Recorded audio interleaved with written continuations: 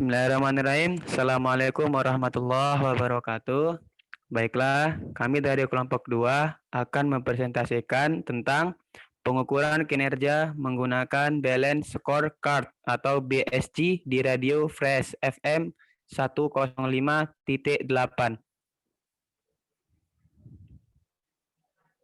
Namun sebelumnya, saya akan memperkenalkan nama anggota kelompok. Yang pertama ada Aprilia Maharani, yang kedua Ardiansyah, yang ketiga Ari Astuti, yang keempat saya sendiri Arif Tubagus Wisesa, yang kelima Arneta Nova Yolanda, yang keenam Baik Mega Ramani, yang ketujuh ada Denda Gesva Meisi, yang kedelapan Emma Sasmita, dan yang terakhir ada Evita Kusuma Hayati. Materi yang pertama akan disampaikan oleh teman saya. Pertama, saya akan menjelaskan perspektif keuangan. Menurut Kaplan dan Norton, pengukuran kinerja mempertimbangkan adanya tahapan dari kehidupan siklus bisnis, yaitu growth, sustain, and harvest. 3 tahapan memiliki sasaran yang berbeda sehingga penekanan pengukurannya pun berbeda. Pada perspektif keuangan, ada pengukurannya yaitu Return on Investment atau ROI, merupakan rasio yang digunakan untuk mengetahui tingkat pengembalian investasi dalam jangka waktu tertentu. Nah, cara perhitungan ROI yaitu laba bersih per pendapatan usaha dikali pendapatan usaha per operating asset kali 100%. Selanjutnya, profit margin merupakan salah rasio rentabilitas yang menggambarkan laba atau rugi bersih perjualan yang dihasilkan. Cara perhitungannya yaitu profit margin, laba bersih per pendapatan usaha dikali 100%. Selanjutnya, rasio operasi menggambarkan perputaran operating aset dalam hubungan dengan penjualan bersih dan aktiva lancar yang dimiliki oleh perusahaan. Cara hitungnya yaitu rasio operasi laba sebelum pajak per aktivitas lancar dikali 100%. Selanjutnya, perspektif pelanggan. Perspektif pelanggan ini berbicara mengenai kepuasan pelanggan selaku pengguna jasa atau barang yang telah diproduksi oleh organisasi. Perspektif ini menyatakan bahwa perusahaan akan melakukan identifikasi terhadap pelanggan dan segmen pasar yang menjadi target atau sasaran. Manajer harus dapat menentukan alat ukur terbaik agar kinerja dari tiap unit operasi dapat terukur dalam upaya mencapai target finansialnya terlaksana.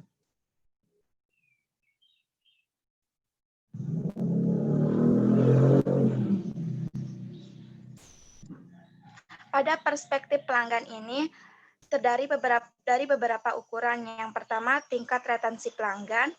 Yang kedua, jumlah aduan. Yang ketiga, tingkat akuisisi pelanggan. Dan yang terakhir, tingkat kepuasan. Nah, selanjutnya, perspektif internal bisnis. Pada perspektif internal bisnis, lanjut weh. Pada perspektif ini, proses-proses yang terjadi di Selanjutnya, perspektif proses bisnis internal. Pada perspektif proses bisnis internal, proses-proses yang terjadi di dalam perusahaan atau organisasi akan diidentifikasikan lebih lanjut untuk mencapai tujuan dalam. Perspektif ini melakukan pengukuran terhadap aktivitas yang dilakukan oleh perusahaan, baik manajer maupun karyawan untuk menciptakan suatu produk yang dapat memberikan kepuasan tertentu bagi para pelanggan dan juga para pemegang saham.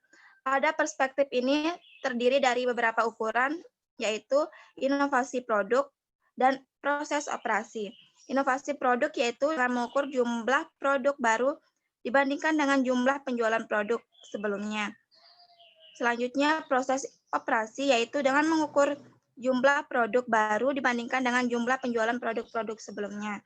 Nah, materi selanjutnya akan dijelaskan oleh teman saya. Selanjutnya ada perspektif pembelajaran dan pertumbuhan. Perspektif terakhir pada balance scorecard adalah pengembangan tujuan dan ukuran-ukuran yang mengendalikan pembelajaran dan pertumbuhan organisasi. Tujuan-tujuan yang ditetapkan dalam perspektif finansial, pelanggan, dan proses bisnis internal ini mengidentifikasikan di mana organisasi harus unggul untuk mencapai terobosan kinerja. Sementara, tujuan dalam perspektif pembelajaran dan pertumbuhan ini memberikan infrastruktur yang memungkinkan tujuan-tujuan ambisius dalam ketiga perspektif itu tercapai. Nah, metode balance scorecard ini menekankan betapa pentingnya menanamkan investasi masa depan untuk perusahaan. Dan investasi tersebut bukan sekedar investasi biasa seperti peralatan baru, riset, dan pengembangan produk baru. Namun, melainkan investasi dalam infrastruktur seperti para pekerja, sistem dalam prosedur jika ingin mencapai tujuan pertumbuhan keuangan jangka panjang yang ambisius. Nah, perspektif ini terdiri dari perspektif utama, yaitu ada 3. Yang pertama ada tingkat produktivitas karyawan digunakan untuk mengetahui produktivitas karyawan dalam periode tertentu dengan rumus yaitu produktivitas karyawan laba dibagi jumlah karyawan dikali 100%. Yang kedua itu ada tingkat retensi karyawan. Retensi karyawan dihitung menggunakan perhitungan perputaran karyawan, yaitu ada retensi karyawan sama dengan jumlah karyawan yang keluar dibagi jumlah karyawan dikali 100%. Yang ketiga itu ada tingkat kepuasan karyawan. Kepuasan karyawan ini sebagai penentu dalam pengukuran tingkat produktivitas karyawan dan tingkat retensi karyawan. Dengan rumus kepuasan karyawan sama dengan jumlah pernyataan puas dibagi jumlah bobot dikali 100%. Next, Ardian.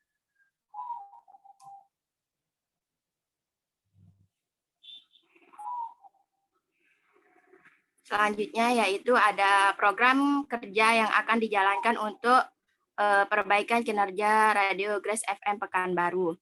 Nah, sebuah program yang akan dijalankan oleh sebuah perusahaan radio ini harus dikemas semenarik mungkin agar dapat mendapat perhatian dari khalayak. Nah, setiap produksi program radio harus mengacu kepada kebutuhan pendengar yang menjadi target dari stasiun radio tersebut. Nah, pada setiap program siaran mengacu pada pilihan format siaran tertentu. Format itu didefinisikan sebagai upaya untuk mengelola stasiun radio untuk memproduksi program siaran yang dapat memenuhi kebutuhan audiensnya. Nah, di sini ada beberapa program-program yang sebaiknya dijalankan di Radio Grace FM, yaitu diantaranya ada berita radio. Nah, di mana berita radio ini merupakan laporan atas suatu peristiwa yang terjadi dan memiliki nilai berita yaitu penting dan menarik. Siaran berita diberikan dengan siaran informasi. Yang kedua itu ya ada perbincangan radio atau talk show, di mana perbincangan radio atau yang sering dikenal dengan talk show adalah kombinasi antara seni berbicara dan seni wawancara. Nah, proses perbincangan biasanya dipandu oleh seorang penyiar bersama narasumbernya, yaitu untuk membahas sebuah topik yang sudah direncanakan sebelumnya.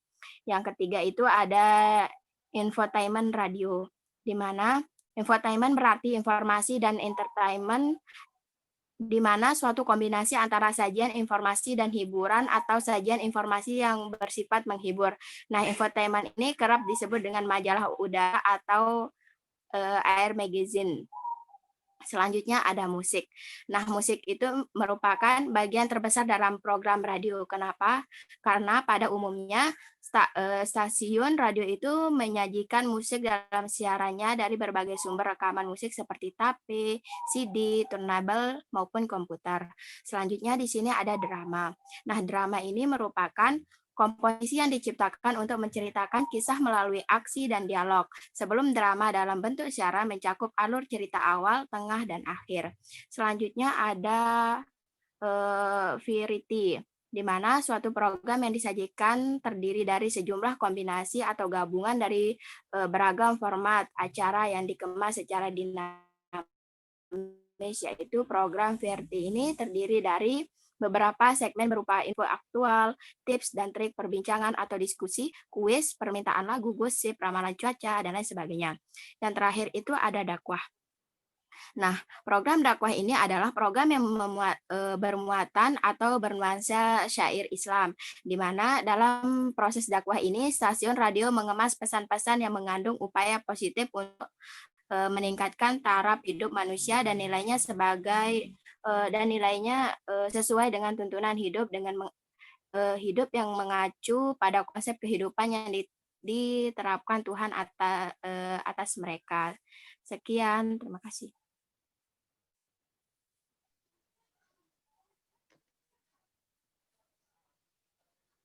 Selanjutnya saya akan menjelaskan mengenai rencana anggaran biaya untuk program-program yang dijalankan dalam Radio Grace FM ini. Jadi rencana anggaran biaya ini kita bagi menjadi 3, yaitu ada rencana pengadaan barang, yang kedua itu ada rencana anggaran biaya untuk perizinan, yang ketiga itu ada rencana anggaran untuk biaya yang umum.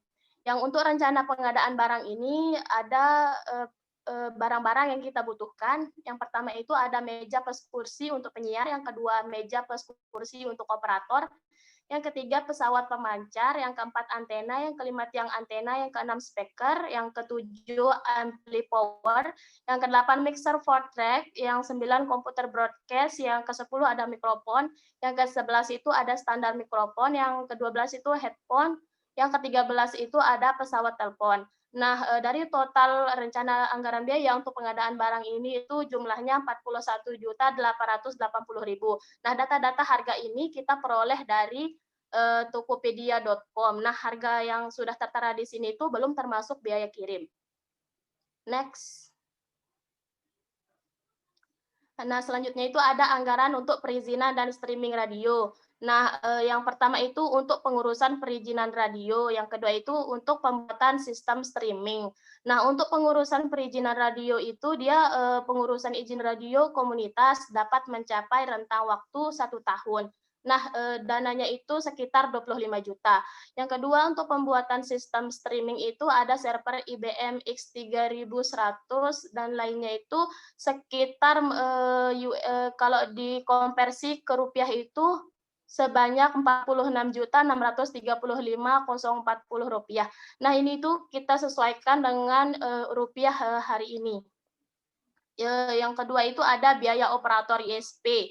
Dana yang dibutuhkan itu 645.000, belum termasuk biaya registrasi 75.000. Yang ketiga itu ada instalasi perangkat, jaringan dan software membutuhkan dana 2.500.000. Dan jadi total untuk anggaran perizinan dan streaming radio ini sekitar 49.780.040 rupiah. Nah, biaya operator tidak dijumlahkan ke subtotal karena merupakan beban biaya bulanan. Next.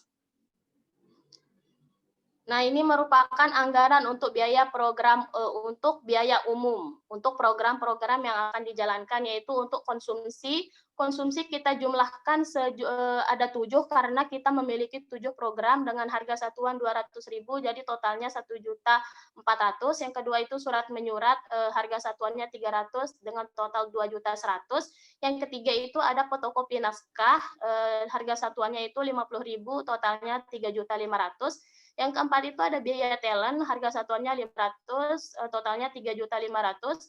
Ada P3K, harga satuan 500.000, totalnya 3.500.000, dan processing 500.000, totalnya 3.500.000. Untuk editing semua program itu harga satuannya itu 8.250.000, totalnya itu 57.750.000. Dan yang terakhir itu ada mastering, harga satuannya 300.000, totalnya 2.100.000. Nah, anggaran untuk biaya program yang akan dijalankan untuk biaya-biaya umum totalnya itu 70.700.000 rupiah. Terima kasih.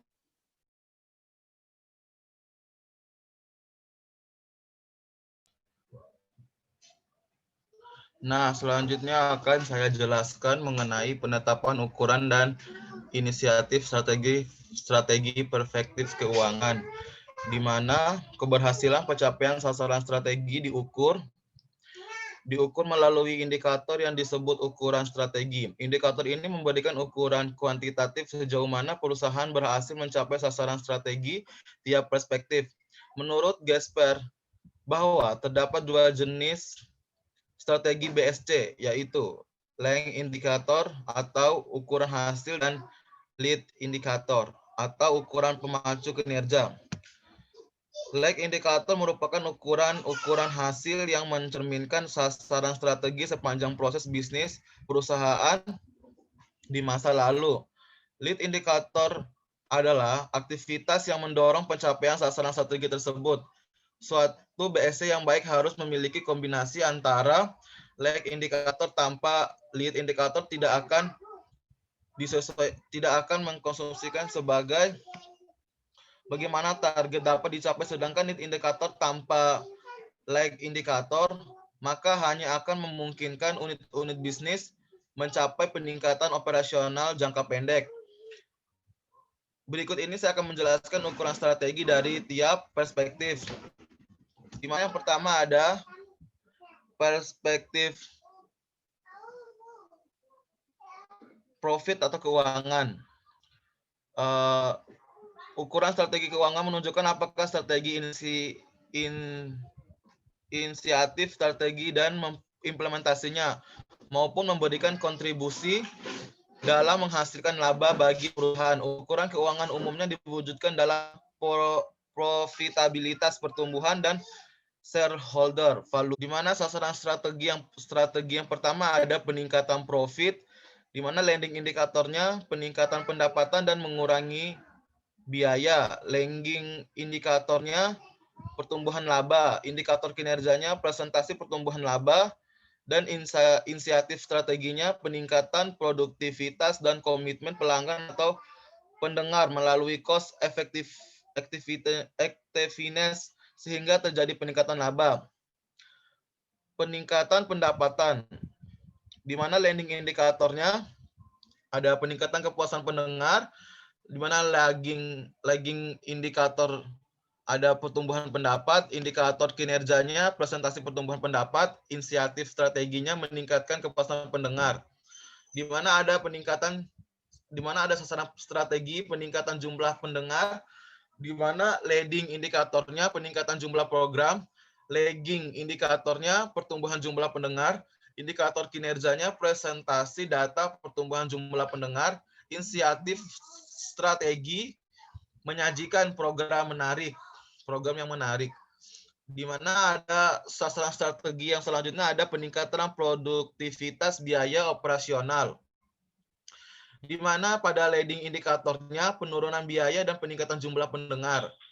Ada lagging indikatornya presentasi pertumbuhan jumlah pendengar. Indikator kinerjanya itu ada rasio penata usahaan, dokumen, dan evaluasi laporan keuangan.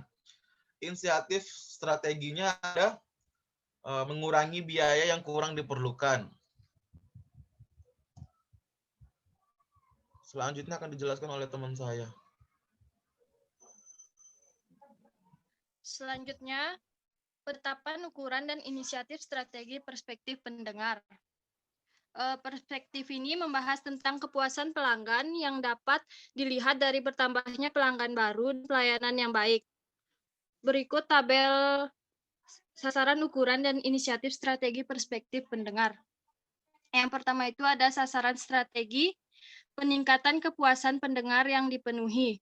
Leading indikatornya peningkatan jumlah dan kualitas program radio.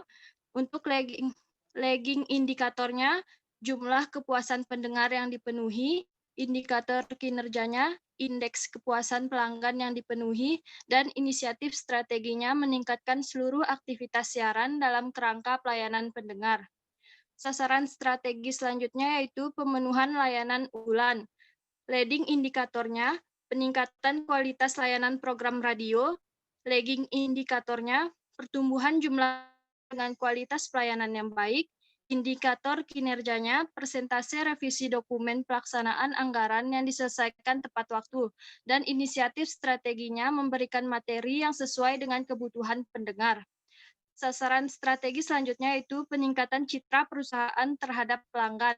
leading indikatornya, kualitas program dan layanan, lagging indikatornya, peningkatan jumlah pelanggan atau pendengar baru, indikator kinerjanya, data pertumbuhan jumlah pendengar, dan inisiatif strateginya, meningkatkan strategi komunikasi dengan mengenal halayak sasaran karena ini merupakan langkah utama bagi komunikator menciptakan komunikasi yang efektif.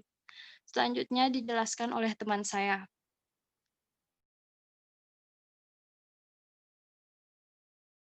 Akan menjelaskan mengenai perspektif bisnis internal.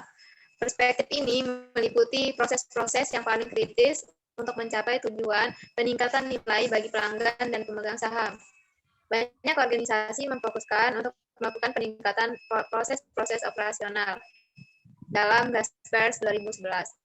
Ukuran hasil dari peningkatan kapasitas program adalah jumlah program yang diproduksi dan dipicu oleh meningkatnya produksi praprogram.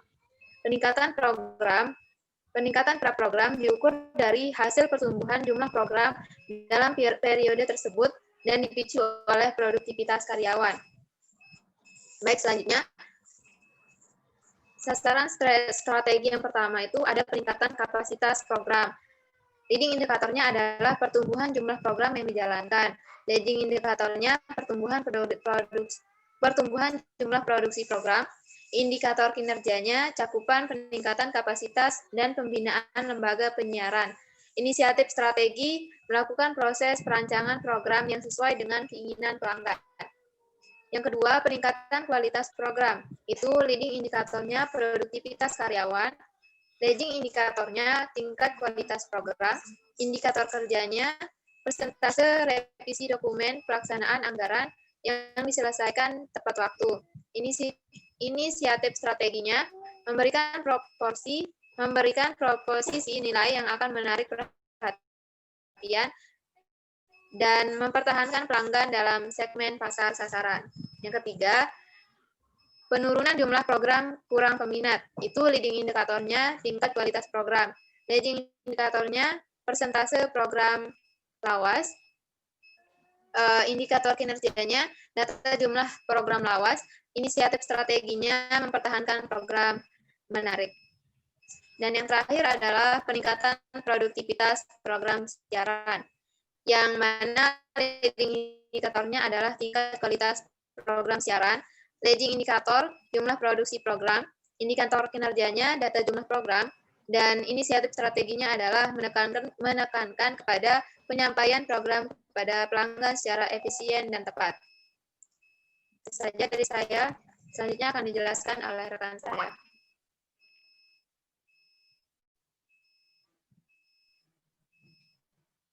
Baik. Peran dan inisiatif strategi perspektif pertumbuhan dan pembelajaran. Di sini itu ada sasaran strategi, leading indikator, lagging indikator, indikator kinerja, dan inisiatif sinergi. Di sasaran strateginya itu ada peningkatan produktivitas karyawan, leading indikatornya itu pertumbuhan jumlah program yang dijalankan, laggingnya itu ada pertumbuhan jumlah produksi program, indikatornya itu ada data jumlah program dan jurnal karyawan, dan inisiatifnya itu ada meningkatkan kerjasama atau kompak dengan tim.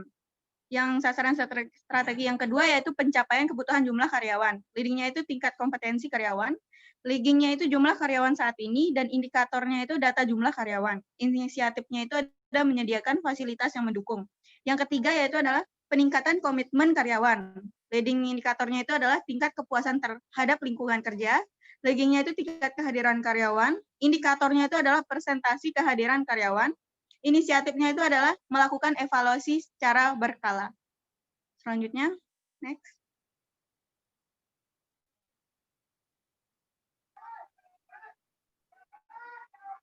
Selanjutnya, Ardian.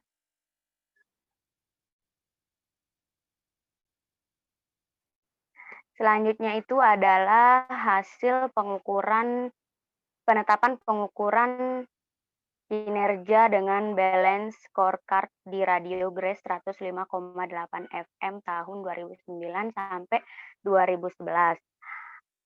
Keberhasilan pencapaian sasaran strategi diukur melalui indikator yang disebut ukuran strategi. Indikator ini memberikan ukuran kuantitatif sejauh mana perusahaan berhasil mencapai sasaran strategi tiap perspektif. Yang perspektif pertama itu ada perspektif keuangan di mana ROI-nya itu rata-rata 74,33% dan targetnya itu 74, jadi skornya itu cukup. Profit margin-nya itu rata-rata 41,66%, targetnya itu 40, skornya cukup. Yang rasio operasinya itu 16,33%, targetnya itu 15%, skornya itu cukup. Selanjutnya perspektif kedua itu ada perspektif pendengar, di mana retensi pendengarnya itu rata-rata 78%, sedangkan targetnya itu 75%. Skornya itu berarti baik. Yang jumlah aduannya itu 1,42%, targetnya itu 1%, jadi skornya itu sangat akuisisi pendengarnya itu rata-rata 13,14%, targetnya itu 13, skornya cukup. Kepuasan pendengar itu 8.981, skornya berarti puas. Yang ketiga ada perspektif proses bisnis internal. Inovasi produknya itu rata-rata 19,38%, targetnya 15%, dan skornya itu sangat baik. Proses operasinya itu rata-rata 74,78%, targetnya itu 70%, skornya berarti. Yang perspektif terakhir ada perspektif pertumbuhan dan pembelajaran. Produktivitas karyawannya itu rata-rata 28.709.085.000. Targetnya itu 28 juta, berarti skornya itu sangat baik. Selanjutnya retensi karyawannya itu rata-rata 8,33%. Targetnya 0, skornya itu buruk. Terus kepuasan karyawannya itu sebanyak 1.238, berarti skornya itu cukup puas. Selanjutnya Ardian.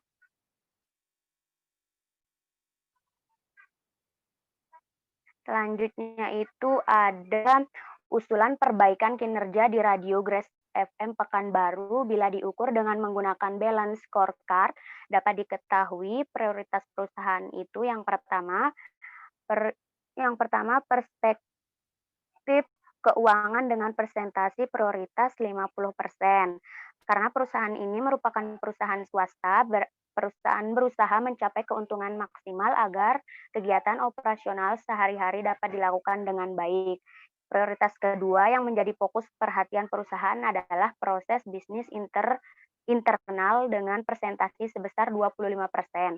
Hal ini sesuai dengan visi dan misi perusahaan, yakni membentuk program hiburan yang sehat dan informasi lokal dan global yang dibutuhkan generasi muda.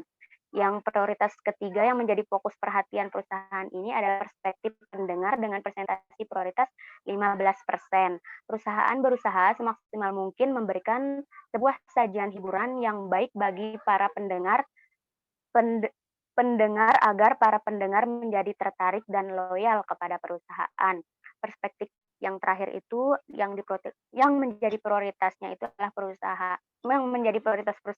adalah perspektif pertumbuhan dan pembelajaran dengan presentasi sebesar 10%. Dengan adanya program hiburan yang disajikan kepada para pendengar dan keunggulan program yang disajikan dalam meningkatkan pendengar dan menarik sejumlah sponsor untuk memasang iklan di perusahaan sehingga akan meningkatkan pendapatan perusahaan. Selanjutnya akan dijelaskan teman saya.